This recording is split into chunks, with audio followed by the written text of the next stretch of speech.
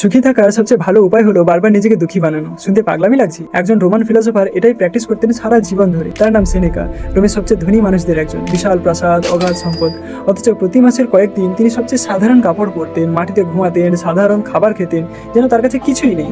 কেউ তাকে বাধ্য করেনি, তিনি নিজেই এটা বেছে নিয়েছিলেন। তিনি লিখেছিলেন, he who has anticipated the coming of troubles take away their power when they arrive. মানে যে আগে থেকেই এই কষ্টের জন্য নিজেকে তৈরি রাখে, সেই কষ্ট এসে পড়লে তাকে আর ভাঙতে পারে না। সেনেকা বিশ্বাস করতেন সবচেয়ে বড় ভয় হলো হারানোর ভয়, আর সেই ভয়কে হারানোর একমাত্র উপায় বারবার প্র্যাকটিস করে নেওয়া, যে হারানো কেমন লাগে। কিন্তু এখানেই একটা অস্বস্তিকর প্রশ্ন আছে। সেনেকা এইসব লিখতেন প্রাসাদে বসে, ফিরে যাওয়ার একটা নিশ্চয়তা নেই। তার গরিবই ছিল কয়েকদিনের একটা চয়েস, যেটা রিয়েল দারিদ্রতা নয়। যখন খুশি তখন সে ফিরে যেতে পারতো তার সম্পত্তি। তাহলে এটাই কি সত্যি রেজিলিয়েন্স বিল্ড করা, নাকি একটা প্রিভিলেজ মানুষের ইমোশনাল এক্সারসাইজ, যেটা আসল গরিব মানুষদের স্ট্রাগলের সাথে তুলনাই করা যায় না? আসল প্রশ্নটা সেনেকা সত্যি গরিব ছিল কিনা তা না। তাহলে প্রশ্নটা হলো, তুমি যেটাকে প্রিপেয়ার করছো বলছো, সেটা কি সত্যিই তোমাকে শক্ত করছে, নাকি এটা শুধু একটা কমফোর্টেবল সিমুলেশন, যেটা বাস্তবে সত্যিকারের ক্ষতির সামনে কোনো কাজেই আসবে না? কারণ কিছু আইডিয়া শুধু অতীতের নয়, সেগুলো আজও আমাদের ভেতর বেঁচে আছে। কমেন্টে রেখো তুমি কি মনে করো, লসের জন্য প্র্যাকটিস করা যায়, নাকি রিয়েল লসই একমাত্র শিক্ষক? সাবস্ক্রাইব করে থেকো, পরের স্টোরিকের গল্প আরো গভীরে যাবে।